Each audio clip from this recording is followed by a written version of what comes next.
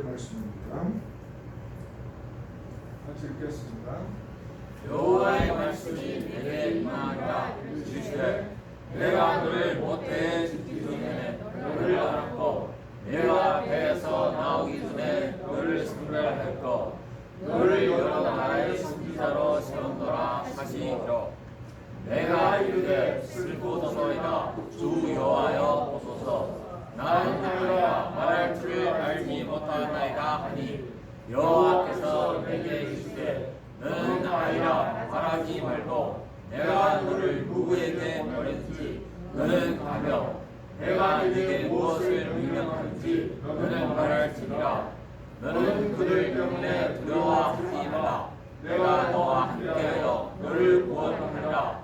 나 여호와의 말이니라 하시고 여호와께서 너희 손을 내밀어 내 입에 대시며 여호와께서 내게 이르시되 와라 내가 내 말을 네 입에 두었노라. 와라 내가 너를 여러 나라와 여러 왕국에 주어 내가 그들을 보고 파멸하고 넘어뜨리며 건설하고 심게 하였느니라 하시니라. 아멘. 우리 오늘은 예레미야서 이 말씀을 가지고 소명이라는 제목으로 말씀을 나누겠습니다. 예레미야가 하나님 앞에 부르심을 받는 그런 장면입니다. 그래서 예레미야의 소명을 통해서 우리가 각자가 하나님 앞에 부르심을 받았던 하나님의 소명을 온전히 깨닫고 이 위기 때도 근신을 배워서 하나님 앞에 성도로서의 귀한 삶을 살아가시기를 주 이름으로 부탁드립니다. 우리가 성경 구약을 보면은 하나님이 우리를 부르시는 부르심에는 두 가지 유형이 있습니다. 하나는 하나님께서 하나님이 부르시는 사람에게 다가왔을 때 보편적으로 사람들은 나는 할 수 없습니다 라는 고백이 보편적인 상황입니다. 오늘 이 예레미야도 비슷한 상황입니다. 모세도 비슷한 상황이고 구약에 나오는 많은 하나님의 종들이 하나님으로부터 부르심을 받을 때 그들은 선뜻 주님 앞에 나가서 내가 여기 있어오니 주님 나를 보내주소서 이런 확신과 믿음이 없었습니다. 그런 걸 보면 우리는 참 믿음이 다 좋은 것 같습니다. 구약의 선지자들보다는 예레미야는 나는 갈 수 없습니다 라고 얘기를 합니다. 그럴 때 하나님이 뭐라고 그럽니까? 너 한번 얻어 터질래? 그러면서 하나님이 이제 좀 공포를 줍니다. 그러면은 여러분들 어쩔 바를 몰라 하잖아요. 부르심을 받은 자의 입장에서. 그래서 안절부절 못하는 그 상황 속에서 주님이 다시 다가와가지고 괜찮아, 근심하지 마라. 내가 너와 함께하니까 무엇도 두려워할 필요가 없다 이러면서 위로하고 끌고 가는 겁니다. 이제 그런 유행이 많아요. 그 다음에 이사야와 같은 하나님 앞에 부르심을 받은 경우에는 하나님 환상을 보여줄 때 이사야가 뭐라 그럽니까? 주님 내가 여기 있어오니 나를 들어 사용해 주시옵소서. 그런데 그런 유행이 많지 않습니다. 오늘 시대는 좀 너무 많아서 문제인데 문제는 하나님의 분명한 부르심이 없는데도 내가 주님을 위해서 살겠습니다 라는 인간적인 욕망에서 시작되는 그런 이 순종이 너무 많습니다. 그러다 보니까 시작할 때는 뜨거운 열정을 가지고 시작하는데 얼마 가지 못해서 인간의 한계를 느끼고 넘어지는 경우가 많은 겁니다. 근데 하나님이 우리를 부르시면은 끝까지 우리를 끌고 가십니다. 중도에 포기라는 게 없습니다. 물론 내가 힘들고 시험 들고 넘어질 수도 있지만은 그때에도 하나님은 여전히 우리를 일으켜 주시고 붙잡아 주시고 밀고 하나님이 우리 마음속에 둔 하나님의 뜻을 이루어 가시는 겁니다. 그래서 우리가 빌립보서 1장 6절인가 보면은 하나님께서 우리 마음속에 소원을 두시고 그 소원을 성취하시는 분이시다 이렇게 말씀을 하는 겁니다. 오늘 우리가 이 말씀이 너무 우리에게 교훈을 주는 말씀입니다. 4절부터 10절까지 우리 한번 잘 살펴보겠습니다. 4절 여호와의 말씀이 내게 임하니라 이르시되, 특별한 시대에 특별한 사람에게 하나님의 말씀이 임했다라고 볼 수도 있지만은, 오늘 이 시대의 모든 부르심을 받은 성도들도 똑같이 우리는 소명자고 하나님 앞에 사명을 받은 사람이라는 것을 우리는 알아야 됩니다.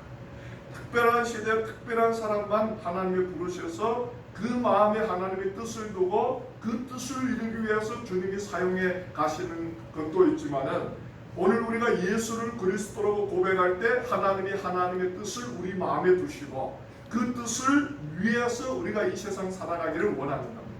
그래서 바울이 뭐라고 고백합니까? 내가 이제 사는 것은 내 안에는 예수 그리스도를 위해서 사는 게 내 삶이다 라고 고백을 합니다. 그러니까 우리가 하나님을 믿는다라는 것은 하나님이 우리를 부르시는 그 순간부터 주님의 뜻을 우리 마음에 부어줬습니다. 이제 우리가 사는 것은 그 하나님의 뜻을 이루기 위해서 살아가는 겁니다. 그게 부르심을 받은 자입니다. 오늘 구원받은 자들이라는 것입니다. 그런데 하나님이 우리를 부르신 부르심의 뜻과는 관계가 없이 우리의 뜻과 우리 목적으로 사는 것은 그건 부르심을 받은 자가 아니라는 겁니다. 그래서 여러분들 정말 예수를 믿는 사람들이고 하나님께 부르심을 받은 자들이라면 분명히 하나님의 성령을 통해서 우리에게 주시는 하나님의 뜻이 있습니다. 그 뜻을 위해서 하나님 앞에 살아가다 보면은 하나님이 그 뜻을 이루간 우리 삶 속에 자기를 드러내시고 하나님의 역사하심을 보여주시고 또 세상 사람들에게 하나님은 과연 살아있도다라는 것을 우리 삶을 통해서 보여주시는 겁니다. 그게 신앙생활인 겁니다. 오늘 예레미야에게 하나님의 부르심의 소명이 임합니다. 말씀이 임하는 거예요. 여호와의 말씀이 내게 임하니라 이르시되, 내가 너를 복중에 짓기 전에 너를 알았고 네 태에서 나오기 전에 너를 구별하였고 너를 열방의 선지자로 세웠노라 하시기로. 세 가지로 얘기합니다. 첫 번째로 너를 복중에 짓기 전에 너를 알았고, 이게 첫 번째입니다. 우리가 우리 모태 중에 생기기 전에, 어머니 모태 중에서 생기기 전에 하나님은 우리를 향한 계획을 가지고 계셨다는 것. 특별한 선택과 특별한 부르심이라는 것. 내가 이 세상을 살아가는 것은 내 생각과 내 뜻과는 전혀 관계가 없이 하나님이 내가 이 세상에 태어나기 전에 어머니 모태 잉태되기 전에 하나님은 나에 대한 계획을 이미 가지고 계셨다는 겁니다. 그래서 여러분들 내 삶을 내 뜻대로 살지 못한다는 게 얼마나 힘드냐, 우리는 이렇게 생각할 수 있잖아요. 요즘 우리는 버릇처럼 얘기하지 않습니까? 내 인생 내 멋대로 사는데 너하고 무슨 관계가 있느냐. 우리는 그걸 자유라고 생각하고 그걸 삶의 참된 가치라고 생각을 합니다. 근데 아니에요. 오늘 성경의 말씀을 보니까 오늘 우리가 어쩌다 보니까 이렇게 주님 앞에 나왔는지는 모르겠지만 우리가 주님 앞에 나오기까지는 하나님의 만세전의 계획과 여정이 있었다는 겁니다. 네. 우리가 어머니의 모태 잉태되기 전에 하나님은 벌써 우리 인생을 향한 계획을 가지고 있었다는 겁니다. 하나님은 그 계획을 위해서 우리를 때가 되어서 부르셨고 그 계획을 이루기 위해서 오늘도 우리와 함께하기를 원하시는 분이라는 것입니다. 그게 주님의 뜻이라는 겁니다. 그 예레미야를 보니까 예레미야가 하나님 앞에 부르심을 받기 전에 벌써 내가 너를 복중에 짓기 전에 너를 알았다는 거예요. 나보다도 주님이 나를 더 잘 안다는 겁니다. 주님이 내가 어떤 일에 합당하게 사용이 되실 줄을 주님이 더 잘 알고 계신다는 것입니다. 그래서 우리가 오히려 주님 앞에 우리 자신을 맡기는 게 행복한 겁니다. 왜냐하면 하나님이 우리의 삶이 이 세상에서 어떻게 사는 게 가장 합당한 삶인지를 더 잘 알기 때문에 그렇습니다. 두 번째로는 내가 태에서 나오기 전에 너를 구별하였고, 구별했다는 것. 하나님께서 우리가 어머니의 태에서 나오기 전에 우리를 벌써 성별했다는 것. 이 세상 사는 사람들하고 다르게 하나님이 선택을 했다는 것. 그 여러분들 성도라는 게 뭡니까? 구별된 자들이라는 말이잖아요. 구별된. 이 세상에서 하나님을 위해서 구별됐다는 겁니다. 주님을 위해서 살기 위해 이 세상과 나뉘어진 사람이라는 것입니다. 하나님이 이스라엘 백성들을 이 세상에서 구별했습니다. 이 세상 살아가는 사람들이 방식이 아니라 하나님의 방식대로 살아가기 위해서 구별했습니다. 그래서 하나님이 출애굽을 시켜가지고 시내산에서 모세를 통하여 율법을 줍니다. 이 세상에서 구별된 사람들이 어떻게 살아야 되는지를 모세를 통해서 하나님의 말씀을 주는 겁니다. 그런데 이 백성들이 축복의 땅 가나안 땅으로 들어가서 구별된 자로서의 삶을 제대로 못 사니까 하나님이 어찌합니까? 주변에는 강한 나라를 일으켜서 그들을 때려서 하나님께로 돌아오게 하는 겁니다. 하나님이 우리를 어느 때 어떤 방식으로 주님께로 인도했는지는 모르겠습니다. 그러나 하나님 앞으로 우리를 인도하는 그 순간부터는 하나님이 우리를 이 세상에서 구별하신 겁니다. 이제 내가 사는 것은 나를 위해 사는 게 아니라는 겁니다. 구별된 삶을 살아야 되는 거예요. 그 구별된 삶 속에 하나님이 함께 하심이 있고 하나님의 축복이 있고 하나님의 임재가 있는 겁니다. 하나님이 구별을 하셨는데도 여러분들 우리가 세상 뜻대로 살면은 하나님을 안 믿을 때보다도 더 괴롭습니다. 그래서 오늘 두 번째로 하나님이 예레미야를 보면서 너희는 이 세상에 태어나면서부터 나를 위해서 구별한 자라는 것. 오늘 우리도 어느 때인가 주님 앞에 나왔는데 그때부터는 이 세상과 하나님과의 사이에서 우리는 구별된 자들입니다. 그걸 여러분들이 알아야 돼요. 우리가 하나님 안에 거할 때만이 평안이 있고 기쁨이 있고 소망이 있는 것. 세 번째로 열방의 선지자라 시온노라 하시기로 구약에 보면 참 선지자와 거짓 선지자가 나옵니다. 거짓 선지자는 대체적으로 자기의 공동체를 위해서, 자기 사람들을 위해서, 혹은 자기의 나라를 위해서 이런 자기 민족을 위한 민족주의자들입니다. 그런데 여러분 하나님이 선택한 하나님의 백성들은 민족주의자도 아니고 국수주의자들이 아닙니다. 왜? 세계는 주님 것이기 때문에 이 세상을 위해서 살아가는 사람들입니다. 어느 나라 정치를 위해서 살아가는 사람들도 아니고 어느 민족의 운명을 위해서 살아가는 사람들도 아니고 이 세상이 주님 나라이기 때문에 이 세상을 위해서 하나님 앞에 살아가는 사람인 겁니다. 그 오늘 여기서 뭐라 그럽니까? 너를 열방의 선지자라 세웠노라. 열방이라는 뭡니까? 온 세계를 위해서 너를 하나님께서 세웠다는 겁니다. 오늘 우리를 선택했는데 하나님이 우리 가정만 위해서, 우리 교회만 위해서, 우리 교단만 위해서, 우리 사는 사회만 위해서 하나님이 우리를 부르신 게 아니라는 거예요. 하나님은 열방을 위해서 우리를 불렀다는 거예요. 우리에게는 아직도 피부로와 닿지 않은 너무나도 큰 그림인지는 모르겠지만 하나님은 세계적인 하나님이기 때문에 우리에게 세계적인 마음을 부어주는 분이라는 겁니다. 옛날에 제가 일했던 여러분들 대표되시는 박성수 회장님 이제 간증을 들으면서 그분이 이제 중국에 제일 처음 들어왔을 때 제가 이제 만나봤습니다. 이제 그분이 제일 처음에 이제 제가 모시던 목사님하고 중국 신촌으로 제일 처음 들어왔어요. 그래서 그분에 대해서 저는 그렇게 유명한 사람인지도 몰랐습니다. 그냥 짬바에다 청바지 입고 와가지고 좀 한국에 그냥 보따리 장사가 왔다 가는구나 하고 생각했는데 후에 알고 보니까 그분이 일하는 회사의 회장이라 그러니까 깜짝 놀랐어요. 아니면은 좀 관계도 좀 맺고 좀 사회에 좀 후원도 받고 해야 되는데 몰랐어요. 근데 이제 그분이 이제 학교를 다니는데 오카는 목사님하고 한 숙소에서 이제 생활을 했다고 합니다. 이제 하루는 이제 주일마다 오카는 목사님 그때 이제 전도사 생활을 할 텐데 어디로 가니까 또 너무 사는 게 정직하고 너무 배려가 있고 다른 사람 잘 돌봐주고 그러니까 남다르게 숙소에서 오카는 목사님을 주의 깊게 자꾸 얘기해보다가 주일만 되면 사라지니까 물어봤습니다. 너 주일날 알바를 다니느냐? 이러니까 아니 너 나 가는 데 가고 싶으냐? 그래서 이제 따라갔는데 이제 교회를 가져가는 겁니다. 그러면서 이제 이 하나님을 믿게 되는데 둘 사이의 관계가 이렇게 잘 맺어져 가지고 사이좋게 지내다가 어느 날인가 오카는 목사님 앞에 와서 이제 물어보더라는 거예요. 내가 사업을 하고 싶은데 어떤 사업을 했으면 좋겠느냐 물어보니까 오카는 목사님은 하나님은 이 세상의 하나님이기 때문에 이 세상을 바꿀 만한 사업을 생각해라. 그러니까 깜짝 놀라다는 겁니다. 우리는 항상 나만 위해, 우리 가정만 위해, 거기서 조금 더 나가면 우리 교회, 여기까지만 생각해도 다 믿음이 좋은 사람입니다. 네. 아무리 한국에 여러분들 괜찮은 목사님, 잘 나가는 목사님이라도 교단 벗어나기가 힘듭니다.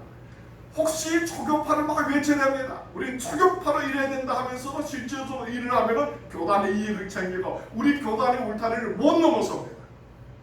그런 상황을 많이 살펴볼 수가 있습니다. 근데 여러분들 너무 협소해요. 그게 주님의 마음이 아니라면, 하나님의 마음은 이 세상을 향한 마음입니다. 그래서 우리는 교회가 작지만 어떻게 정말 다문화 사회를 위해서, 선교를 위해서, 더 나아가서 우리와 관계없는 피부색은 다르지만 어려움을 겪고 있는 저 아프리카를 위해서 우리가 기도를 해줘야 되고 섬겨줘야 되고 헌신을 해야 되는 겁니다. 그게 주님의 마음인 겁니다. 오늘 하나님께서 예레미야를 선택했는데 여기도 뭐라 그럽니까? 너를 열방의 선지자로 세우노라 하시며 이스라엘의 민족주의자로 선택한 게 아니라는 것입니다. 열국을 위해서 하나님이 너를 부르셨다는 겁니다. 오늘 우리가 성도로 하나님 앞에 선택받을 때 하나님이 열국을 위해서 우리를 부르셨다는 겁니다. 그걸 여러분들이 알아야 되는 겁니다. 주님이 언제 어떤 방식으로 우리를 쓰실지는 모릅니다. 그러나 우리가 하는 지극히 작은 일도 열국에 영향을 줄 수 있다는 걸 알아야 됩니다. 네. 인도의 공모로 불리웠던 테레사 소녀가 그렇지 않습니까? 인도의 뒷골목에 던지졌던 어린아이들 하나 둘 주워다가 결혼 한 번 못 해봤던 여자가 자기의 품으로 그 아이를 하나하나 품어주고 살려냈는데 인도 전역에 그 수없이 많은 고아들을 보살필 수는 없잖아요. 기껏 혼자 보살펴봤자 뭐 한 10몇 명, 20명 정도, 봉사하는 사람들까지 합쳐서 한 30명 좌우를 봉사를 했는데 여러분들 10년, 20년, 30년, 40년 했던 그 수고가 만방에 영향을 끼쳤어요. 그래서 수녀의 단체가 얼마나 이 세계에 버려지고 소외됐던 고아들을 위해서 섬기는 단체로 세계적인 단체로 커졌어요. 영향을 끼칩니다. 그래서 우리의 지극히 작은 헌신과 수고가 하나님의 손에 잡히면은 열국에 영향을 주는 하나님의 역사가 일어난다는 거예요. 주님 그렇게 일을 하시는 거예요. 6절 보겠습니다. 내가 가로되었을 교도소에다 주 여호와의 보소서 나는 아이라 말할 줄을 알지 못하나이다. 근데 예레미야가 어찌입니까? 나는 못한다는 거예요. 주님 내가 어떻게 알 수 있습니까? 나는 아직도 아이라는 겁니다. 나는 아직도 아무것도 모르고 부족하고 연약한 존재인데 하나님 내가 어떻게 이 지금 이스라엘의 왕들을 대상으로 해서 또 이스라엘의 엘리트들을 권세 잡은 자들을 앞에서 내가 하나님의 말씀을 외칠 수가 있습니까? 나는 못합니다. 여러분들 우리는 하나님 앞에서 기도할 때는 이 세상도 바꿀 수 있는 마음을 가지고 있는 것 같은데 정작 권세자들 앞에 서면은 아무 말도 못합니다. 뭐 한국은 그래도 민주나라니까 자기 발언을 자유스럽게 하지만 중국 같은데 여러분들 공안에 잡혀가지고 앉혀놓고 말하면은 속이 떨려가지고 무슨 말을 해야 될지 몰라가지고 막 떨립니다. 저도 제일 처음 공안에 불려와가지고 자료를 작성을 하는데 굉장히 마음이 무거운 겁니다. 이거 그냥 이대로 이제 잡혀 들어가는 건 아닌지.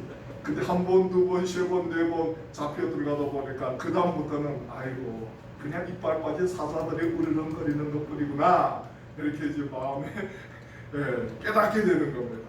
그 오늘 예레미야는 뭐라 그럽니까? 슬프도소이다. 주 여호와여 보소서 나는 아이인데 내가 뭘 할 수 있습니까? 나는 아무것도 모르고 나는 부족합니다. 여기에서 말은 내가 안 하겠다는 게 아직도 내 때가 안 됐다는 겁니다. 아직도 나는 아는 게 없고 내가 능력도 없고 내가 이 사회로부터 사람들에게 인정도 받지 못하고 이런 보잘것없는 존재인데 주님 내가 뭘 할 수 있습니까? 그겁니다. 하나님이 여러분들 우리를 통해서 주님의 일을 하기를 원할 때 또 하나님이 몸된 교회를 통해서 무슨 일을 하기를 원할 때 우리는 늘상 그런 고백을 하잖아요. 우리가 뭘 할 수 있습니까 목사님? 우리는 아무것도 할 수 없습니다. 물론 그게 겸손으로부터 시작된 고백이면 아름다운 거지만은 그러나 겸손이 아니라 두려움으로부터 아니면은 확신이 없는 마음에서 시작되는 마음이라면은 그건 하나님 앞에 불신앙입니다. 우리가 온전해서 주님이 우리를 쓰지 않습니다. 우리가 부족하기 때문에 하나님이 우리를 부르셔서 주님이 우리를 통해서 일하기를 원하는 겁니다. 우리는 늘상 그런 생각을 하잖아요. 우리가 준비가 잘 되면 하나님이 우리를 크게 쓰실 것 같잖아요. 우리가 준비가 잘 되면 주님이 우리를 안 씁니다.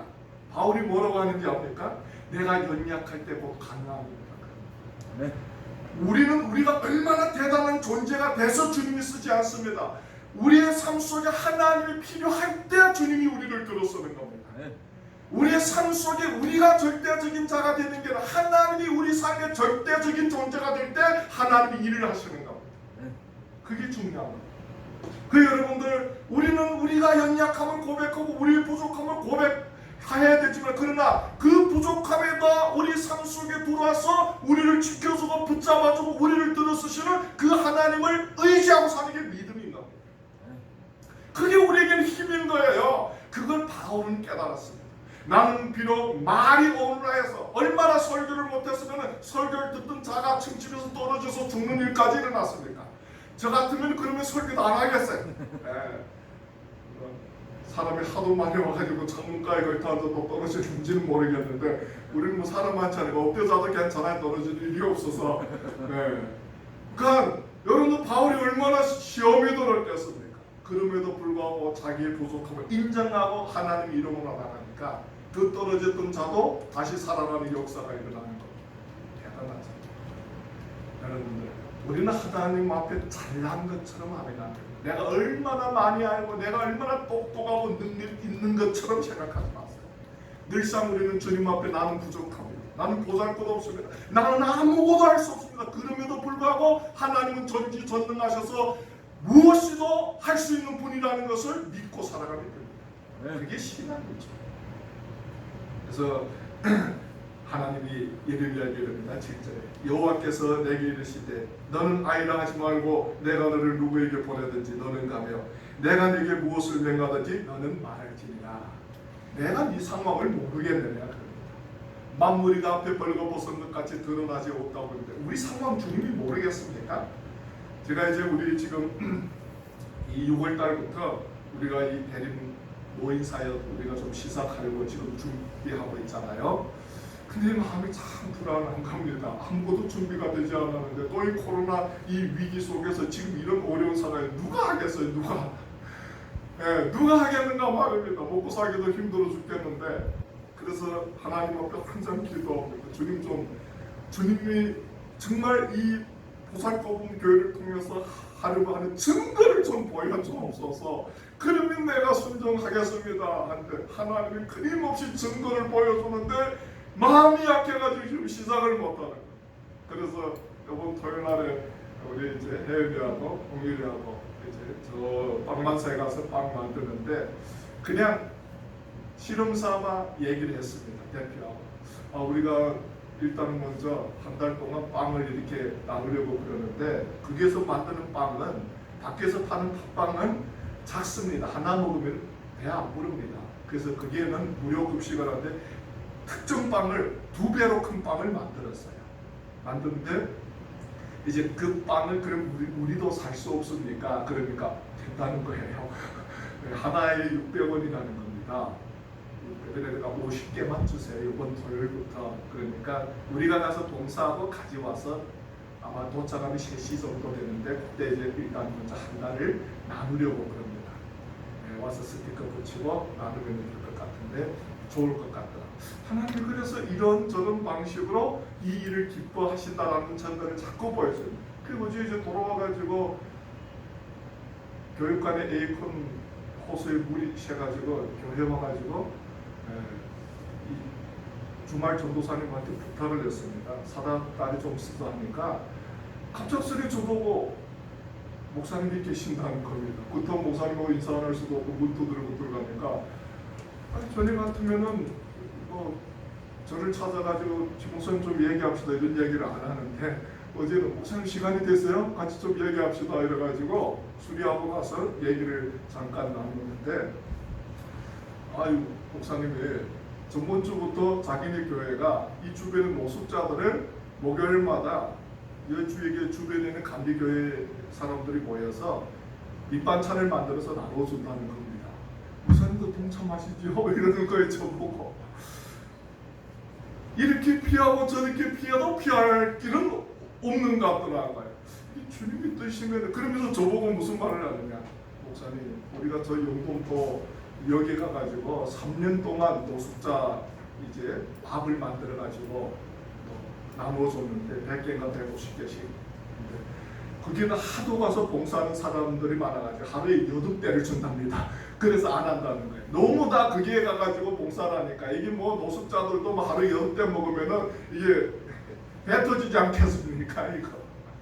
그래서 이제 안 하고 이 가까운 주변을 돌아보려고 그러는데 직접적으로 동포들을 하기에는 한국 사람들이니까 좀 힘드니까 우리는 동포교회니까 목사님 하시면 안 좋겠느냐. 3년 자기들 했는데 교회 헌금 1전도 안 쓰고 다 성도들이 특별헌금하거나 어디에서 후원이 와서 이 일이 이루어졌다는 겁니다. 또 주님이 이런 방식으로 저한테 이렇게 또 담임 목사님의 말을 통해서 저한테 이런 메시지를 주느냐. 괜히 저녁에 가가지고 고민이 되는 겁니다. 여하튼 뭐 결단하고 하기로 했으니까 해야 되죠. 해가지고 제가 얘기를 했습니다. 그쪽에 이제 한 달만 빵을 나누고 무료급식을 시작하려고 합니다. 그래서 될 수 있으면은 수목금 하든지 뭐 검토하든지 우리가 한번 준비를 하려고 합니다. 그러니까 목사님 시작하세요. 시작하면은 많은 사람들이 동참할 겁니다. 이렇게 이제 얘기를 줘가지고 굉장히 이제 힘이 나더라고요. 여튼 하나님은 항상 하나님의 방식대로 우리 가운데 다가옵니다. 우리는 부족하고 연약하고 고민을 하지만은 하나님은 우리의 그 부족함 속에도 많은 손길을 통하여 위로해주고 힘을 주면서 주님의 기뻐하는 일을 위해서 사는 사람을 기뻐하는 겁니다. 그래서 오늘 예레미야에게는 여호와께서 내게 이르시되 너는 아니라 하지 말고 내가 너를 누구에게 보내든지 너는 가며 내가 내게 무엇을 명하든지 너는 말하지 않아. 그냥 뭡니까? 순종해 가라는 겁니다. 순종해 가는 데까지 우리가 하는 일이고 그 다음에는 주님이 하겠다는 겁니다. 우리가 결단하고 요단강을 밟으면 요단강이 갈라지는 것처럼 순종해 가면은 하나님이 살아계심을 드러내겠다는 겁니다. 그 다음 8절에 너는 그들을 인하여 두려워 말라 내가 너와 함께하여 너를 구원하리라 나 여호와의 말입니다. 그 다음 8절에 하나님 뭐라고 내가 너와 함께하겠다는 거예요. 너를 고아와 과부처럼 버려두지 아니하시고 내가 너와 함께하겠다는 거예요. 두려워하지 말라는 거예요. 네, 우리는 두려워할 필요가 없지요. 하나님이 우리와 함께하기 때문에. 우리가 여러분들 삶 속에서 항상 치우치는 것은 하나님이 우리와 함께하심을 믿지 못하고 모르기 때문에 우리가 방황을 하는 거예요. 과연 우리 가정에 지금 이런 어려움이 있는데 주님이 우리를 지켜주실지 함께 하실지 해결을 해주실지 우리는 모릅니다. 네, 그래서 우리는 힘듭니다. 그러나 하나님이 오늘 하나님의 일을 위해서 우리가 순종해 나갈 때 하나님은 우리와 함께 하시면서 우리에게 뭐라 그러니까 두려워하지 말라는 거예요. 왜 두렵지 않겠습니까? 예레미야의 어린 나이에 상대를 해야 될 사람들이 보통 사람도 아니고 왕들입니다. 여러분들 그 당시에 그 시대를 대표하는 엘리트들이고 그 시대의 권력자들 힘 있는 사람들인데 여러분 보잘것없는 사람이 나서가지고 도드러댄다고 들을 사람이 하나도 없습니다. 네, 누가 듣겠습니까? 여러분들 오늘도 우리가 하나님 앞에 올바로 산다는 게 우리에게는 쉬운 일이 아닙니다. 정말 우리가 가지고 있는 것, 우리가 정말 배운 것, 우리의 능력, 정말 이 세상을 상대하기는 너무나도 연약하고 보잘것없습니다. 그럼에도 불구하고 하나님은 우리 보고 두려워하지 말라. 내가 너와 함께하기 때문에 그래. 성경의 대표적인 인물이 하나 있습니다. 다윗이죠. 하나님이 항상 다윗과 함께 하셔서 다윗 보고 그러죠. 두려워하지 말라. 내가 너희 하나님이니라. 그래서 그 어린 다윗이 그 순수한 어린 동심을 가지고 하나님 앞에 나아갔어요. 하루는 아버지 심부름을 받고 전쟁을 하고 있는 형들에게 옷가지들을 가져다 주는 심부름을 하는데 높은 산에서 이렇게 내려다 보니까 저 적들 편에서 희가 부처기나 되는 한 인간이 나서가지고 이스라엘을 막 욕을 합니다. 듣다 못해서 그 욕을 처먹는 이스라엘 백성들은 누구도 나서서 말하는 사람이 없고, 그 욕을 처먹은 다윗이 화가 나가지고 한숨에 달아 내려가가지고 사울 왕에게 어떻게 할례받지 못한 인간이 여호와를 믿는 백성들을 이렇게 욕을 하는데 당신들이 가만히 있을 수 있습니까?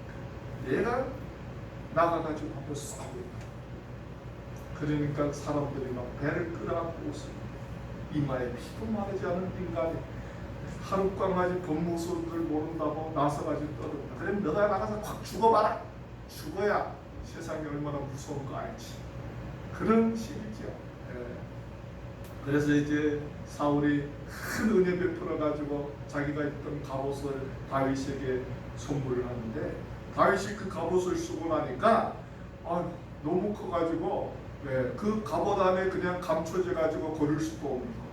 그래서 갑옷을 벗어버리고서 너는 창과 검으로 나에게 나오지만 나는 만군의 여호와의 이름으로 너에게 나간다.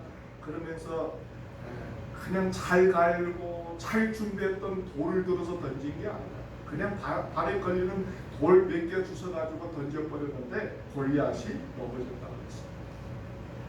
우리는 그냥 재미나는 이야기로 듣습니다. 근데 이야기가 아니라는 거예요. 우리는 연약하지만 하나님은 능력이 있는 분이라는 것입니다. 우리가 두려워하는 것은 우리의 한계 때문에 두려워하는 겁니다. 그러나 이 두려움을 이기는 것은 여러분들 이 두려움을 가져다서 우리의 한계를 넘어설 수 있는 능력을 우리가 인식하고 믿으면 이 두려움이 떠나가는 겁니다. 여러분들이 알고 같이 고백하는 그 하나님이 정말 이 세상에 그 어떤 문제가 우리에게 다가와도 그 문제를 넘어서는 분이라는 것을 우리가 정말 믿을 수 있다면 두렵지 않아요. 코로나 무섭습니다. 점점 이 세상에 공포를 가져가죠. 반복적으로 일어나는 이 코로나 현상이 사람들이 어떤 제일 밑선까지 이전에 흔들어가지고 아예 그냥 공포스러워가지고 사람을 만나는 깊이층까지 이런 현상들도 일어납니다.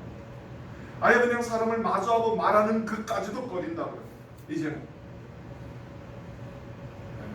제가 가끔 가다가 저 대림운동장에 나가서 운동을 하는데 어제 이제 저녁에 나가가지고 운동장을 보는데 이 운동을 하다 보면은 사람이 합이 걷는 구간에는 마스크를 끼고 사람이 없으면 또 마스크 벗습니다. 숨 차가지고. 이렇게 건너가다가 앞에 어떤 아주머니가 하나 걸어가는데 제가 마스크를 끼지 않고 저는 좀 다리가 긴가 말리었잖아요. 쑥 앞으로 지나갔더만 뒤에서 뭐라고 막 욕을 하면서 가버리더라고. 깜짝 놀라서 내가 뭐 잘못한 것도 없는 뭐라고 욕하는데 제대로 못 들었는데 생각해보니까 마스크를 끼지 않았다고 아마 욕을 하는가 뭐 정신병자라는지 뭐라고 하는지 막 그러면서 다시 돌아오니까 안 보이더라고. 어디를 가버렸는지 집에 약 먹으러 갔는지 모르겠는데 깜짝 놀랐습니다. 나만 지금 괜찮다라고 생각하는데 모든 사람들이 다 긴장 속에 있고 모든 사람들이 기침 한 번 해도 긴장해하고 있고 전철에서 기침하면 모든 눈길이 나를 코로나 걸린 사람 대접하듯이 이런 공포 속에서 살아오고 있지 않느냐 이런 생각을 합니다. 참 안타까워요. 물론 정말 이 세계적으로 임한 이런 위기 앞에서 인간이 할 수 있는 건 아무것도 없습니다. 어제도 뉴스 보니까 북경은 어느 지역에서 코로나가 또 번져져가지고 그 지역의 시장을 봉쇄하고 지금 막 1급 긴장 상태에 지금 빠졌더라. 수도가. 정말 모릅니다. 언제 어떻게 번져갈지. 그러나 하나님이 우리를 지켜주지 않는다면 이 위기 속에서 우리 인간의 방법, 마스크 좀 끼고 소독 좀 하고 이런다고 여러분들 그걸 방지할 수 있겠습니까? 물론 우리는 최선을 다해서 감염을 막기 위해서 우리는 노력을 해야 되지만 그러나 그런다고 해서 모든 감염원을 끊을 수 있겠습니까? 없습니다. 먹는 것, 여러분들 또 코로나 걸린 사람 지나갔던 그 공기, 만졌던 것, 여러분들 그게 코로나 병균이 여러분들 묻은 곳에 그 순간으로 죽는 게 아니라 지연은 48시간까지도 간다. 어떻게 합니까? 참 안타까워요. 이런 여러분들 시대의 위험 위기 속에서도 오늘 이 말씀처럼 주님이 뭐라 그러니까 두려워하지 말라. 내가 너와 함께한다. 네. 너희 생명이 세상에 있는 게 아니라 내게 있다. 하나님께 있다. 하나님이 때가 되어 우리 생명을 취해간다면 가야 되죠. 뭐 어쩔 수 없는 거니까. 그러나 여러분들 우리가 더 오래 살겠다고 해서 오래 사는 것도 아니고 유한한 인생 속에서 주님이 기뻐하는 일을 위해서 최선을 다하며 살다가 주님이 부르실 때 기쁘게 주님의 품으로 가는 것. 그게 성도의 삶이죠. 9절에 여호와께서 그 손을 내밀어 내 입에 대시며 내게 이르실 때 보라 내가 내 말을 내 입에 두었노라. 그러면 우리가 이 세상을 무엇으로 이기느냐 말씀으로 이기라. 하나님이 우리에게 뭘 줬습니까? 말씀을 줬습니다. 오늘 예레미야에게 봅시다. 내 말을 내 입에 두었노라. 사람은 떡으로만 살 것이 아니라 아버지의 입으로 난 말씀으로 산다고 했습니다. 하나님이 오늘 우리가 이 세상을 이기는데 무엇으로 하나님의 말씀으로 이기기를 원하는 것. 그래서 우리는 말씀 충만해요. 우리가 넘어지고 오름에 봉착할 때도 기도하면은 이 마음속에 충만한 말씀이 우리에게 갈 길을 제시해주고 우리에게 소망을 주고 힘을 주는 거예요. 그런데 우리가 넘어져도 일어나지 못하는 건 아무리 기도해도 말씀이 없으니까 도무지 어떻게 해야 될지를 모르는 거예요. 말씀이 있어요. 말씀. 예레미야에게 하나님이 말씀을 부어줬어요. 그리고 오늘날 이 시대 우리에게는 특별히 계신 이 하나님의 말씀을 우리에게 선물로 줬습니다. 우리는 끊임없이 이 말씀으로 무장을 해야 되죠. 이 말씀을 끊임없이 우리 마음에 채워야 됩니다. 이 말씀이 여러분들 영광과 건절과 골수를 주고 이 말씀이 마귀를 대적하고 이 말씀이 이 세상을 분별하고 이 말씀이 이 세상의 모든 것을 물리칠 수 있는 힘을 가지고 있는 거예요. 그래서 사단이 예수님께 와가지고 예수님을 유혹할 때도 하나님이 예수님을 통해서 말씀으로 물리칩니다. 성도에게 가장 큰 능력이라면 하나님의 말씀입니다. 이 하나님의 말씀이 우리 삶을 떠나면 우리는 넘어집니다. 우리가 어떻게 생각하느냐, 이 사회가 오늘날 이 위기를 어떻게 분석하느냐 중요하지 않아요. 다 지나가면은 여러분들 지나간 다음에 뭐 다 제갈량이 되듯이 얘기를 하는데 그때는 도무지 어떻게 할 바를 몰라가지고 이 세상에 혼란스럽습니다. 그러나 그 어떤 위기 속에서도 우리가 말씀으로 충만하면은 이 세상을 이길 수 있는 거예요. 그래서 하나님이 우리에게 주시는 말씀으로 우리는 이 세상을 이겨야 됩니다. 그게 하나님이 우리에게 주신 무기고 능력이기 때문에 그렇습니다. 10절에 보라 내가 오늘날 너를 열방 만국 위에 세우고 너를 뽑으며 파괴하며 파멸하며 넘어뜨리며 건설하며 심게 하였다. 예레미야를 통해서 하나님이 주시는 메시지가 뭐냐? 먼저는 뭡니까? 소극적인 것, 심판의 메시지입니다. 여러분들 고난이 없는 부활이 없습니다. 죽음이 없는 부활이 없습니다. 하나님이 먼저 우리에게 정말 우리가 하나님 앞에 올바로 살지 못한 삶에 대한 심판이 막 그리고 뭡니까? 마지막 두 번째는 나오니까 건설하고 심게 하느니라. 살리는 메시지. 먼저는 뭡니까? 하나님 앞에 그릇되이 행하는 이 세상의 죄악된 모습을 하나님이 때립니다. 깹니다. 하나님이 예레미야를 통해서 이 세상의 심판의 메시지를 붙는 겁니다. 그리고 그 심판으로 끝나는 게 아니라 하나님 앞에 회개하고 돌아오는 사람들을 다시 건져내는 겁니다. 그게 주님이 일하시는 방식입니다. 그래서 앞에 네 가지는 우리가 보면은 하나님보다 열방 만국 위에 세우고 너로 뽑으며 파괴하며 파멸하며 너러뜨리시며 네 가지 보니까 다 심판의 메시지죠. 우리가 읽어보니까 뽑아버린다는 겁니다. 파괴시킨다는 거예요. 파멸한다는 거예요. 넘어뜨리게 한다는 거예요. 그리고 어찌느냐 건설하며 심게 한다는 거예요. 그게 하나님이 일하시는 방식이에요.